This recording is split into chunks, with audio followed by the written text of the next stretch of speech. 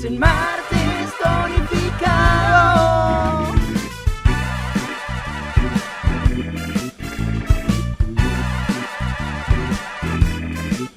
Y esto es martes tonificado.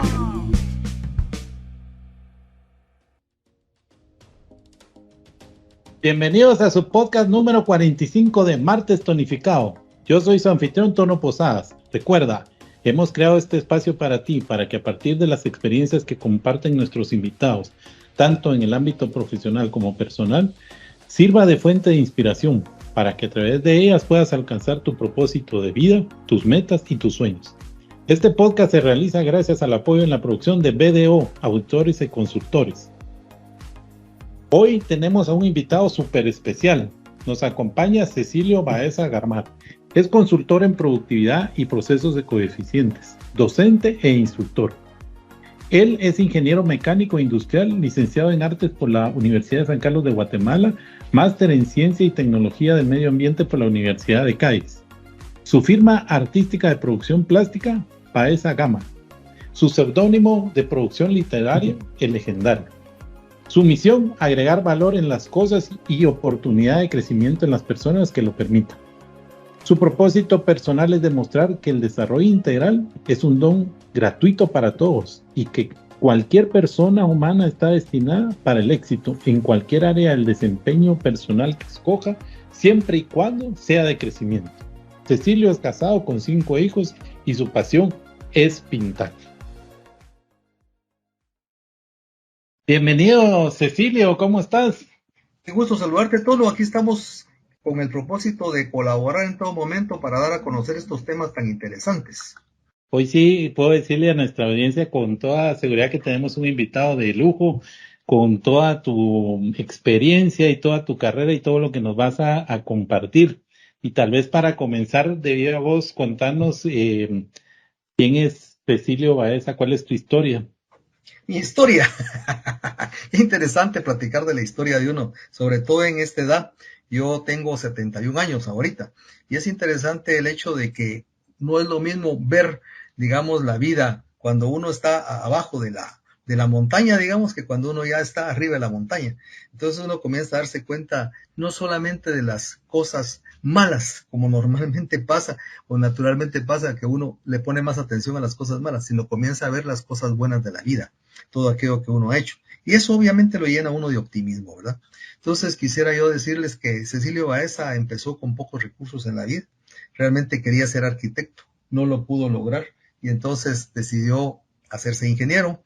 Cecilio Baeza saca 2 ingenierías, una ingeniería industrial y otra ingeniería mecánica, y durante ese tiempo pues se siente él con capacidad de tratar de llenar un poco ese vacío que le había dejado la falta de la arquitectura y decide aprender a pintar. Es así como conoce al maestro Osvaldo Cercado, quien al descubrir que Cecilio Baeza puede y tiene habilidades para dibujar, no solo el dibujo lineal de la ingeniería, sino para dibujar rostros, para dibujar naturaleza, entonces le da las clases necesarias para el manejo de materiales y así empieza una etapa interesante de la vida, eso alrededor de 1978-79, y esto pues ayuda muchísimo para que esto comience a ser parte de esa personalidad de Cecilio Baeza. Aquí se marca también una cosa interesante, y es el hecho de que en esos años 80 Cecilio Baeza tiene oportunidad de conocer también a Ojo Mandino. No sé si ustedes recuerdan a ese destacado escritor, el vendedor más grande del mundo, el éxito más grande del mundo, el milagro más grande del mundo, la estrella de la vida y todo eso. Pues resulta que me tocó trabajar con él y él me hizo ver la vida con otros ojos. Interesantísimo, porque comencé a ver que después de 10 años más o menos de trabajar en distintas empresas con un salario, entonces de pronto este hombre me enseña a valorar mi tiempo de otra manera. Y entonces comienzo a vender mi tiempo, ¿verdad?, por horas. Y esto fue un cambio muy importante, esencial en mi vida. En ese tiempo se hablaba de éxito, no se hablaba como hoy se habla de efectividad.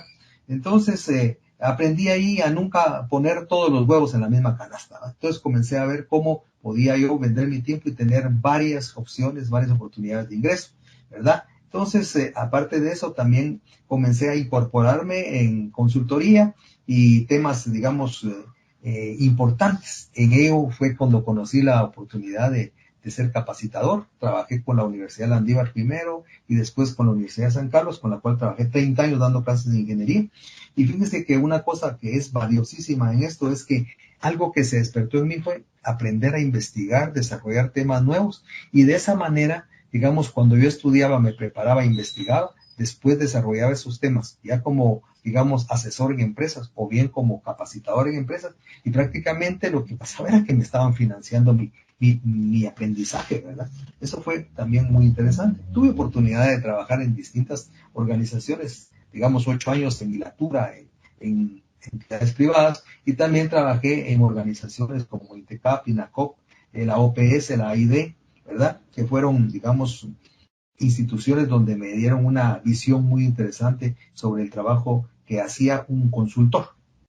Después de eso, pues también tuve la oportunidad de trabajar para instituciones como el Banguat y la Superintendencia de Bancos, pero siempre dentro de esta metodología de ser horario. Algunos dicen ratero, ¿verdad? O sea, porque trabaja por ratos uno, ¿verdad? Y obviamente que esto me ayudó para ir conociendo un poquito más. Aquí me contrataron para hacer un estudio sobre las personas cuando se jubilaban. Y en el Banco de Guatemala, obviamente las personas cuando se jubilan ganan mucha plata. O sea, salen con una indemnización muy fuerte y sus pensiones son altas. Pero resulta que ellos durante el tiempo que están dentro del Banco de Guatemala cierran mucho su círculo social, es decir, en su personalidad como que se frustra mucho la parte social. Todos se vuelven compadres y amigos, pero resulta que cuando salen no saben qué hacer con su tiempo, los jubilan y no saben qué hacer con su tiempo. Entonces a mí me contrataron para hacer un estudio y poder trabajar en la preparación de estas personas para cuando se jubilaran. De ahí es que sale el primer libro que yo publico, que se llama Cómo ser productivo en la tercera edad. En ese tiempo se hablaba del adulto mayor como la tercera edad. Y entonces surge ese libro, le pusimos Frente al Espejo, no lo financió, sino me lo apoyó Artemis Edinter. Obviamente que esto pues no solamente me sirvió para, digamos, yo de alguna manera tener ingresos, sino que me reorientó la vida de otra manera. Desde ese momento comencé a pensar en el futuro, cómo tendría que hacerse en el futuro para poderse llegar uno a ser un viejo productivo. Pues llamémosle así. No nos gusta mucho la palabra viejo, pero no, en este caso no es peyorativo. Otro de los aspectos que es interesante con esto es que me abrió también la oportunidad de que descubrí que me gustaba escribir. Entonces, por un lado, yo hacía exposiciones anuales cada año y por otro lado, también escribía y comencé a publicar mis obras. En el 2004 publiqué una obra que se llama En el umbral del mañana, que estaba destinado para jóvenes y para maestros. Después me animé a publicar otra obra que se llamaba Frente al Espejo en el 2014. Frente al Espejo 20 años después, ya con una vivencia. Ya en ese tiempo ya tenía yo 60 años. El primer Frente al Espejo lo escribí yo con la experiencia de los jubilados, que tenía más o menos 42 años.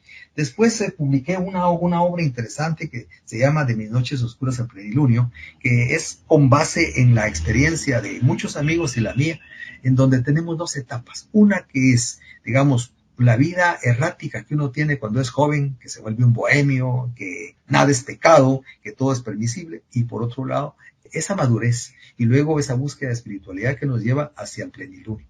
Entonces, este libro ha servido para orientar algunos retiros, porque todo está expresado de manera poética, ¿verdad?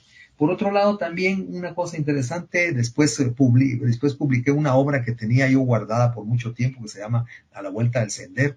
Y en esta lo que describo es toda la niñez, cuando en nuestras promociones, cómo era nuestra vida en esos tiempos. Y nos lleva por el sendero de la amistad. Es una novela de aventuras, ¿verdad? Muy interesante, que relata los tiempos de la guerrilla. Yo tuve en los años 80 un cargo muy interesante después de estar en INTECAP en una organización que se llamaba INACOP. Y ahí tuvimos que trabajar precisamente en tiempos de la guerrilla para procurar sustento a la gente que se quedaba marginada, las viudas y todo eso. Entonces teníamos que diseñar proyectos que eran que tuvieran que ser productivos y al mismo tiempo que fueran rentables porque tenían ellos que comer, ¿verdad? Esto fue muy interesante. Entonces quiere decir que a raíz de la entrada en esa etapa de la preparación del adulto mayor, con ese primer libro, me abrió la puerta también en una institución que en Guatemala se ha llamado la Asociación Gerontológica de Guatemala. Y entonces ahí es, por más o menos 25, 30 años he sido parte de esa organización. Fui presidente de esa organización a principios de este siglo 2000 y eso me permitió conocer más a fondo lo que era ser adulto mayor, porque la junta directiva de esa asociación tenía un promedio de unos 80 años. Yo fui el presidente más joven porque tenía como 65 años más o menos cuando fui presidente de esa asociación. Y eso permitió que yo entendiera que teníamos que cambiar la mentalidad de aquella vejez en la que después de los 50 años, 60 años uno se retira y ya no se hace responsable de nada, sino que más que todo es de disfrutar de sus ahorros si los tiene o de sufrir el no haberlos tenido y cosas como esas. Entonces aquí es donde comenzamos a trabajar una mentalidad distinta, la actualización, el cero aislamiento y todo ese tipo de cosas para que la gente pudiera seguir viva. Porque aquí es una cosa interesantísima, es el hecho de que muchas personas dejan de trabajar y dicen, bueno, me voy a dedicar a disfrutar de mis bienes. Pero eso a la postre provoca depresión. Cuando uno se siente que no es útil, eso es terriblemente grave. Y así pues, de esa manera es como me he ido manejando. Claro, haciendo mis exposiciones, a través de la experiencia de haber hecho más de 20 exposiciones individuales y participar en unas 30 colectivas.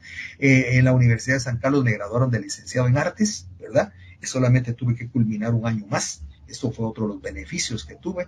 También, metido siempre dentro de hacer planeaciones estratégicas en las empresas, descubrí la importancia del medio ambiente, traté de adherirme a programas de medio ambiente, producción más limpia y todo, y que si de pronto viene una oportunidad interesante en la Facultad de Ingeniería, entra en una alianza estratégica con la Universidad de Cádiz, y entonces a algunos ingenieros que habían manifestado ese interés, nos convocan y resulta que así logro sacar mi máster en Ciencia y Tecnología con la Universidad de Cádiz y la oportunidad abierta para un doctorado.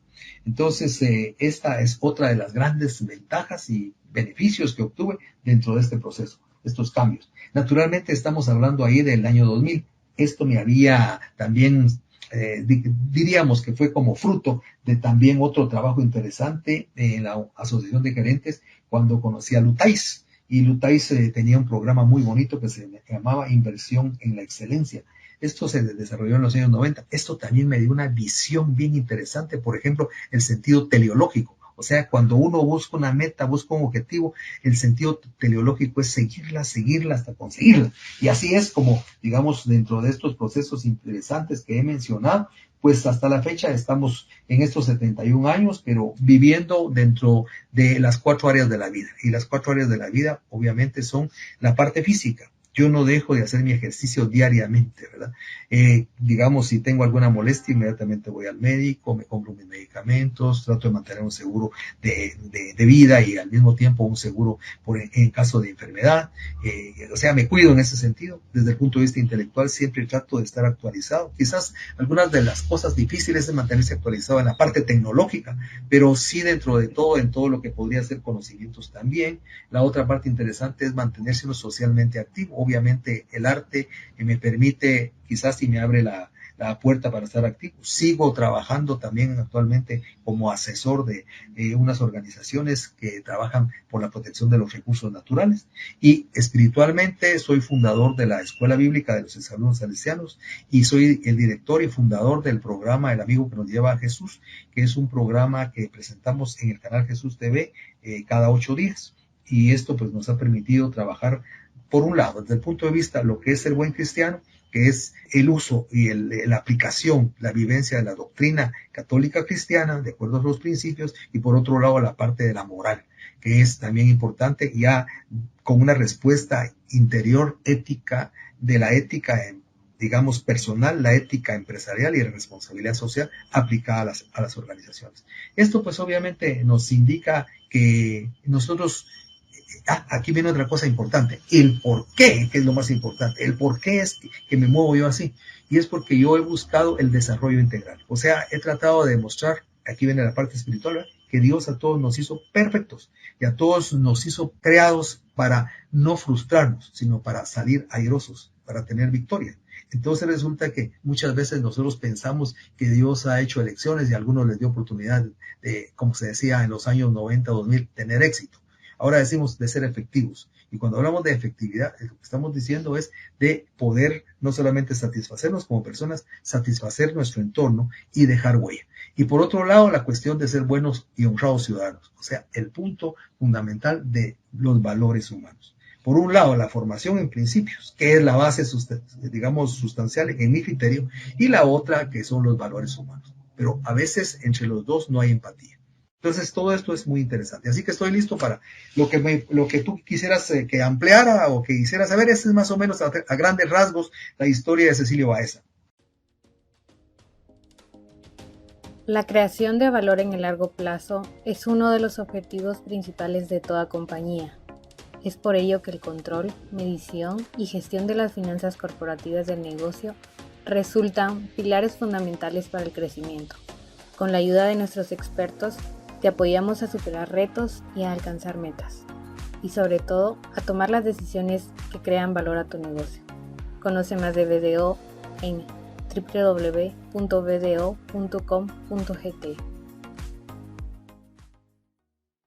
Y sobre todo muy interesante todo lo que acabas de contar. Ha sido tu vida súper interesante y da para conocerte más a detalle seguramente más adelante y también con los libros, las obras que mencionabas. Y tal vez también en eso que me preguntabas de último, yo creo que podríamos aprovechar para que nos pudieras explicar brevemente qué es el proceso evolutivo y involutivo del ser humano. Excelente, porque esa es una primera ubicación. O sea, yo invitaría a cada una de las personas que escucha esta entrevista que se pregunte dónde está ubicado y en qué momento, porque es una oportunidad de cambio. Cada día es una oportunidad de cambio. Entonces, hablemos primero del proceso evolutivo. Aquí hay varias etapas de la vida y tenemos dos fundamentales, una que es la juventud y otra que es la adultez. En la juventud, digamos que la vamos a distribuir en tres. Cuando se es niño, cuando se es adolescente y cuando es joven. Aquí vamos a tener personas de 0 a 21 años, ¿verdad? Aquí, en este momento, se llamaría la primera edad y las personas son intelectualmente, económicamente improductivas. ¿Por qué razón? Porque se están preparando para la vida. Luego, dentro de esta etapa de evolución, ¿verdad? Tendríamos de 21 a 49 años la adultez, que es la segunda edad, la cual la dividimos también en tres etapas. El adulto joven, que es prácticamente aquel que ya se graduó en la universidad y comienza a ser productivo. El adulto en sí, que es aquel que empieza a ser adulto cuando asume ciertas responsabilidades, como pongamos su matrimonio y todo eso, y comienza a cambiar su vida, él se independiza y comienza a tener su familia, su hogar, su casa propia y todo eso. Y el adulto maduro, ¿verdad? Que es aquel que ya tiene sus hijos y ya los está apoyando para que salgan adelante a nivel, de bachillerato o de universidad, ¿verdad? Y estamos hablando entre 21 y 49 años de edad. Esa es la adultez. Ahí estamos en una etapa de evolución. Y luego, obviamente, como dice uno de los pensamientos interesantes, uno envejece desde que nace, pues, pero naturalmente no es perceptivo. Entonces, muchas personas llegan 40, 45, 49 años y están muy bien, no tienen ningún problema. Otros ya desde antes comienzan con problemas. Entonces, podríamos decir que hay un traslape ahí entre el proceso evolutivo y el involutivo. En el involutivo podría empezar en algunos a los 40 años, en otros a los 49, 50 años, ¿verdad? Pero de hecho ya marcadamente, pues porque el involutivo ha empezado desde que uno comienza, por ejemplo, a los 30 años, que existe cierto tipo de bacterias que comen el hueso y obviamente comienzan a debilitar la estructura ósea, ¿verdad? Pero hablando de esta segunda etapa involutiva, esta la podríamos establecer o limitar entre 40 y 77 años y la vamos a llamar vejez.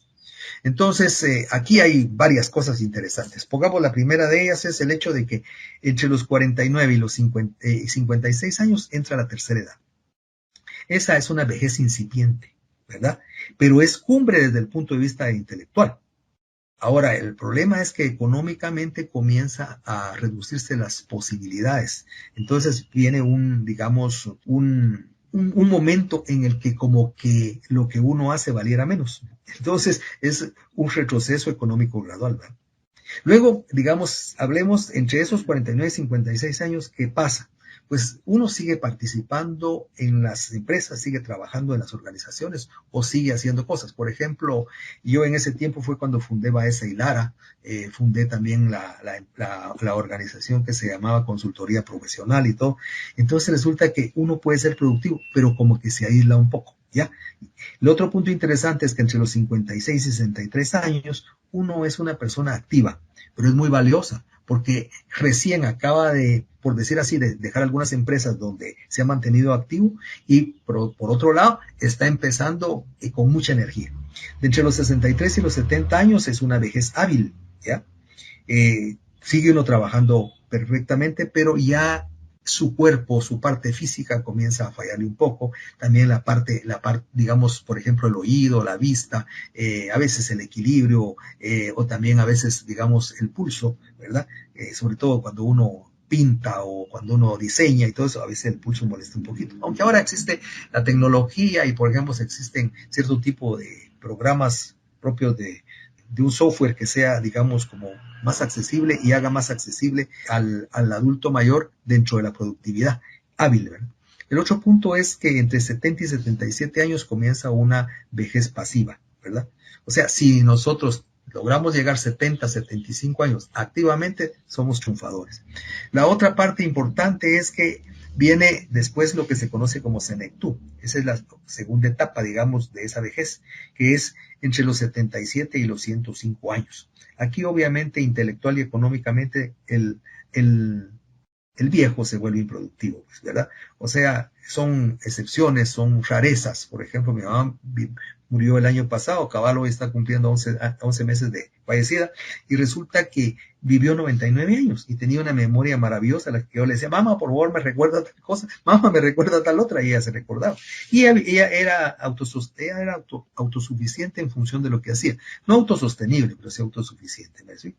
También tengo un compañero, un amigo que es ingeniero, el ingeniero Alfonso Campins, que es un modelo en realidad, 101 años tiene, y resulta que es un hombre que participa en la Asociación de Ingenieros Jubilados y sigue él, digamos, creando y generando participación, motivación y todo. Y una persona que está lúcida plenamente, ¿verdad? 101 años.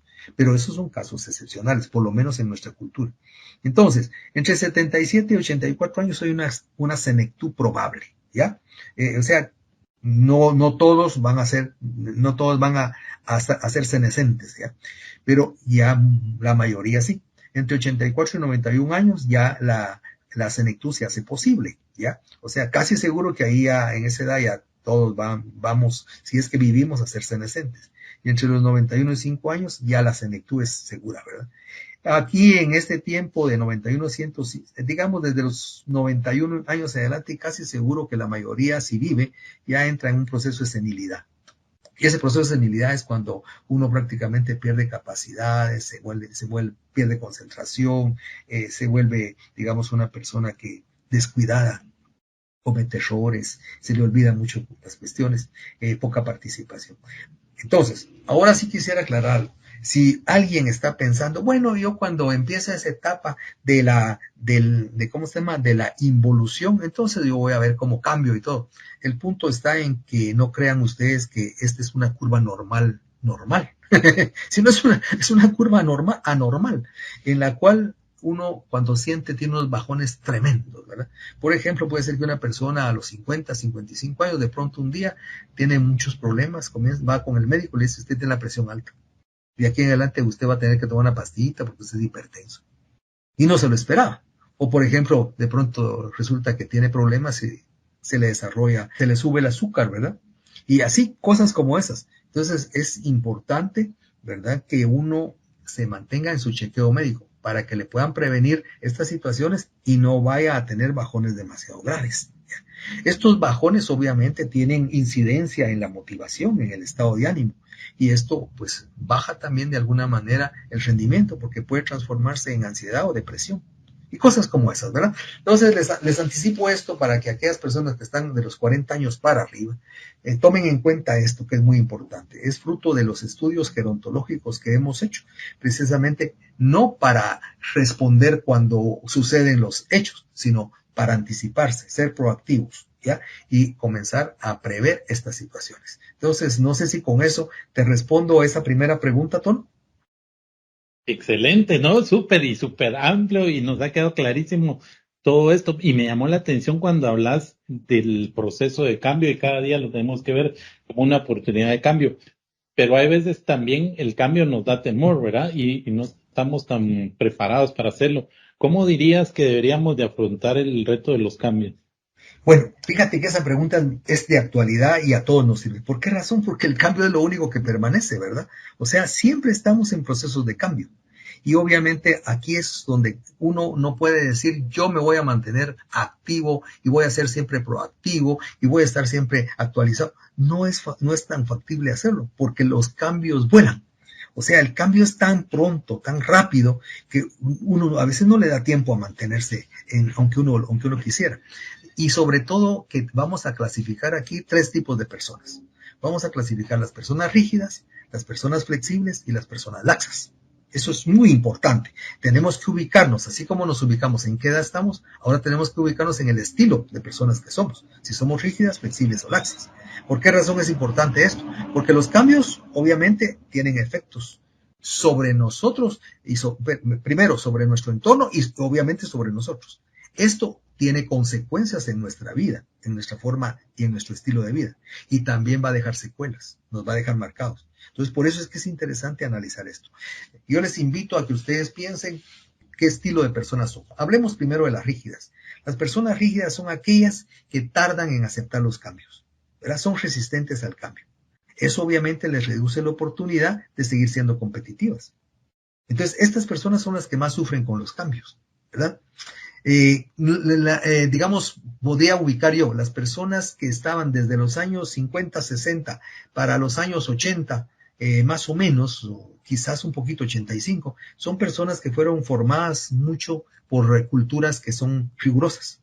Entonces esas personas obedecen mucho a principios y a valores muy estructurados. Entonces les cuesta aceptar el cambio, menos promoverlo. Otras personas son flexibles. Estas personas flexibles son aquellas que han logrado superar estas muestras de cambio, digamos, ¿verdad? Estas flexibles son aquellas que tienden a aceptar y adaptarse mejor a las nuevas reglas de la competitividad. Entonces, estas flexibles son aquellas que, digamos, se mantienen, porque una persona rigurosa posiblemente ya está desactualizada. Una persona rigurosa ya no participa en nada, es aquella que rechaza la tecnología, rechaza todo y naturalmente ya está marginada. No es que la haya marginado la sociedad directamente, sino que simple y sencillamente al aislarse uno se automargina, ¿ya? Y la otra sería las laxas. Las laxas son aquellas que son más propicias al cambio. Muchas de ellas viven felices, pero obviamente hay una incoherencia, una inconsistencia y una incongruencia, ¿verdad? Que les hace irrumpir a veces en cambios constantes o bien rechazos radicales y eso provoca inconstancia. Entonces una persona que es así posiblemente no va a lograr sostener su carrera. De hecho, ya le cuesta sostener su carrera en el ambiente empresarial. ¿Por qué razón? Porque posiblemente vive en el cuarto cuadrante, en el que nada es urgente ni nada es importante para él. Y entonces eso lo que sucede es que prácticamente la hace informal. Y si la gente la percibe informal, no le otorga responsabilidades. Ese es uno de los problemas. Por ejemplo, hay anuncios que son malos. Por ejemplo, dice, en realidad nosotros no es necesario en la vida buscar la perfección. Lo que sí es importante es ser feliz. Pero con eso posiblemente estamos orillando a alguien a que piense solo en su felicidad y cuando llega a 40, 50 años quiere comenzar a trabajar y a producir y resulta que en ningún lado lo aceptan. Y entonces va a tener graves problemas cuando sea adulto mayor. Los adultos mayores ahora se les llama personas mayores. La mayoría de personas mayores, ¿verdad?, se ubican casi siempre entre las rígidas, ¿verdad? Muy pocas en las flexibles. Pasar de rígidas a flexibles es un reto que es complicado. Y se los digo yo, realmente a mí me ha costado, pero he logrado ir rompiendo barreras. Pero es por mi misma participación activa, nunca me he aislado y siempre soy una persona que me gusta como cuando es trabajo, pues trabajamos y cuando es disfrute, disfrutamos, ¿verdad? Esa es la idea, saber cómo ubicarse. No tratar de disfrutar aquí viene una cosa que quiero aclarar. Cuando hablo de disfrutar, me refiero al hecho de la pachanga, ¿me explico? No me refiero a que uno no disfrute su trabajo, porque, por ejemplo, para mí no hay cosa más linda que cuando estoy pintando un óleo, por ejemplo, o no hay cosa más linda que cuando estoy escribiendo una novela, porque me la vivo. ¿Ya? Entonces, ese tipo de situaciones creo que, no sé si con eso también doy respuesta completa a lo que me preguntaste, o quieres algo, o quieres que amplíe algo más. Totalmente, me queda clarísimo y me llamó la atención que es un proceso que podemos hacer en cualquier momento de nuestra vida, no cuando estamos jóvenes, no cuando estamos maduros ni adultos, siempre podemos ver el cambio como algo, y esto que nos decías de identificar nuestro estilo de personalidad me queda muy claro, y es una herramienta que vamos a tener que poder utilizar. Y también aquí me nace la pregunta, si queremos ser más activos y proactivos al cambio, ¿hay herramientas que nos puedes recomendar para que podamos incorporar en nuestro estilo de vida? Claro que sí, hay muy buenas herramientas. Por ejemplo, en este libro que les comento yo, que lo venden en Artemis Inter, aunque yo creo que ya tienen pocos, pero sí, donde lo consiguen es en Loyola, es el que se llama Frente al Espejo, 20 años después. Ahí ese libro está dividido en 3 partes interesantes. Primero, lo que es todo lo que se refiere a la actitud de la persona. Después, en la segunda parte, todo lo que son habilidades y destrezas, además de conocimientos. Y en la tercera parte, todo lo que es la innovación y proyección de futuro. Son 3 partes interesantes. ¿Y por qué está dividido así este libro? Porque nosotros ahora hablamos del triángulo de la efectividad. Y el triángulo de la efectividad es para poder seguir siendo competitivos. Entonces, el triángulo de la efectividad se basa en la actitud como base sustancial. Porque si la actitud es mala, obviamente las personas no van a poder desarrollarse como, mejor dicho, no van a poder continuar desarrollándose. Luego la parte de aptitudinal, que sería aptitud, con P, aptitudinal, que sería habilidades, destrezas y conocimientos, mantenerse actualizados. Y la última, que es la más, digamos, actualizada, el desarrollo de la creatividad. Porque sin creatividad no hay innovación. ¿Ya? Entonces, aquí, por ejemplo, la actitud, pues decíamos que es sobre la que se construye prácticamente la superación integral. Porque si una actitud, si ustedes se dan cuenta, si una actitud no es positiva, eso podríamos ver entre las personas rígidas, por ejemplo, que a veces ellos rechazan mucho el cambio. Y si es buena en las flexibles, por ejemplo, ahí los resultados van a, digamos, a lograrse, pero sobre una construcción más difícil. En cambio, si las personas son flexibles y exitosas, naturalmente que van a tener, como así, van a estar más abiertas a aceptar el cambio. El otro aspecto de la aptitud con PEVA, esa es aquella donde decía yo que están los conocimientos, las habilidades y destrezas. Ahí el hecho es que tenemos que estar renovándonos e innovándonos. Por ejemplo, en la pirámide de las habilidades y destrezas es muy importante, digamos, levantarse sobre una cosa que es necesaria, que es el autogerenciamiento. O sea, cómo yo me voy autodesarrollando en función de todo el entorno y todo lo que me está presentando como oportunidades de cambio. El otro punto importante es las relaciones equilibradas y duraderas con mi entorno en total, no solamente en la empresa. Otro aspecto importante ahí es la comunicación efectiva y la comunicación asertiva. Otro aspecto interesantísimo es el trabajo de equipo. Otro es el servicio. Otro es el liderazgo, ¿verdad?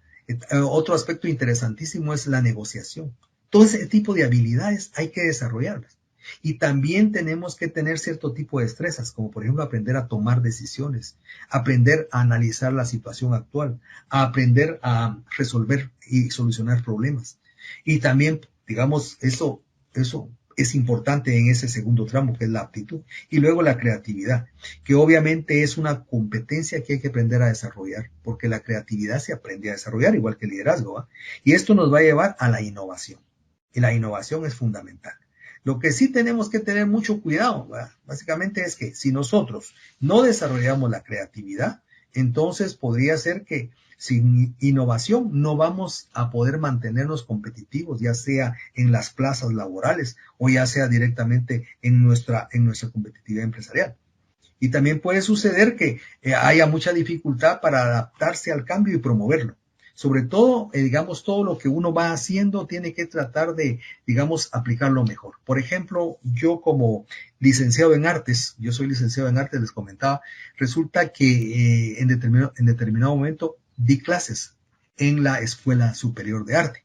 ¿Pero qué clase daba? Daba física para artistas. ¿A quiénes les daba la clase? Se las daba a pintores, ¿verdad? Pintores, o sea, artistas de la plástica, artistas del teatro, artistas de la danza, y así con relación a las distintas ramas. Y entonces resulta que lo que aplicaba yo ahí era todos los principios de la física para que ellos pudieran sacarle provecho y de ahí pudieran generar sus proyectos de arte y estos pudieran ser económicamente rentables y factibles. Entonces, ahí había una creatividad. Entonces, eso es sumamente importante. Pero el riesgo es si no se desarrolla esa creatividad. O, por ejemplo, otro riesgo enorme es la carencia o tener una visión limitada. Porque entonces lo que pasa es que sin inspiración se minimiza la proactividad. Y un riesgo de los más grandes que existe es no ser proactivos. ¿Por qué razón? Porque no ser proactivos limita el futuro a largo plazo. Y obviamente limita la posibilidad de satisfacer expectativas. La mayoría de organizaciones no son competitivas porque todo el tiempo están pensando en satisfacer necesidades, pero no piensan en satisfacer expectativas.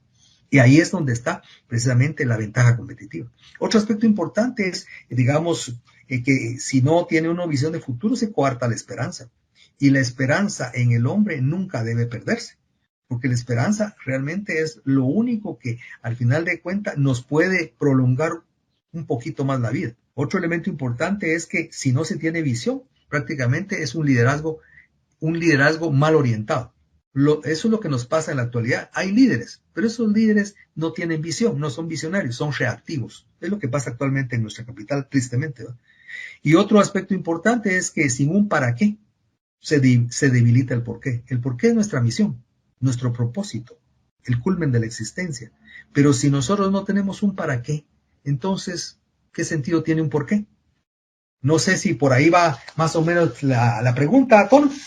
Buenísimo, ¿no? Totalmente nos dejas así impresionados con todo tu conocimiento y todo lo que hemos aprendido esta mañana, Cecilio, y seguramente invitados a conocer más de tu obra literaria y artística, personalmente a leer este libro que hablabas, Frente al espejo.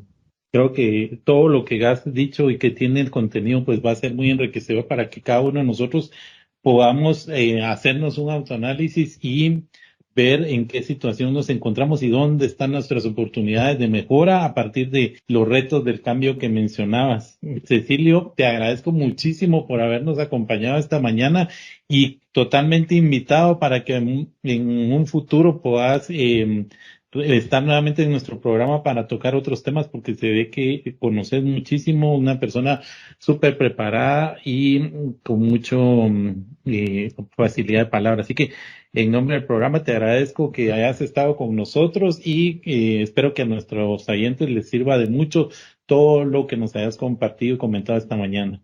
Gracias, Cecilio, y te mando un abrazo. Gracias, Tono. Solamente agradecerte esta ocasión porque nos has dado oportunidad de compartir y tratar de ayudar precisamente a que en nuestra cultura tradicional comience a verse un horizonte. Y eso es lo que yo busco. Me encanta compartir. Tómame en cuenta, por favor, en cualquier tema que tú consideres que yo puedo desarrollar y con mucho gusto cuenta conmigo. Y ha sido un placer compartir con ustedes. Hasta el próximo.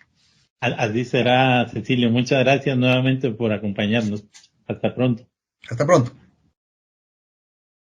Muchas gracias nuevamente a Cecilio por habernos acompañado hoy y por los mensajes que nos ha dejado a nuestros escuchas. Realmente ha sido súper valiosa toda la información que Cecilio nos ha compartido hoy. A mí me ha dejado impresionado con todo el conocimiento que tiene y cómo aborda distintos temas, tanto desde el factor humano hasta temas como del cambio y de la vejez o de la persona del adulto mayor. Cómo debemos propiciar el cambio para poder ser personas siempre que tengamos actitud, habilidad e innovación en nuestras vidas para provocar un cambio, no solo en nuestra vida, que sea para sentirnos útiles y aportar en cualquier instancia, en cualquier momento de ella, hasta en una vejez donde también tenemos que aceptar la parte que ya cambia, digamos, a cierta edad de la vejez. Cecilio nos ha dejado muchísima inspiración y nos ha invitado a que podamos leer sus libros. A mí personalmente me llamó la atención cuando habló del libro Frente al Espejo. 20 años después, creo que tiene muchos temas que podemos considerar y analizar para ponerlos en práctica en nuestra vida. Y sobre todo me llamó la atención identificar qué estilo de vida y de persona soy, si soy rígida, flexible o soy laxa, y qué consecuencias tiene estar en cada uno de ellos, y por eso mismo habló del cambio. Así que muy interesante la charla y todos los tips que nos ha dejado hoy Cecilio. A ti te extiendo una invitación a que me escuches todos los programas anteriores, donde siempre hay una fuente de inspiración, porque todas las personas han venido y han dejado algo que nos puede aportar a nuestras vidas. Igual que nos acompañes y puedas invitar a un amigo para que pueda escuchar este podcast todos los martes en las distintas plataformas en las que se distribuye.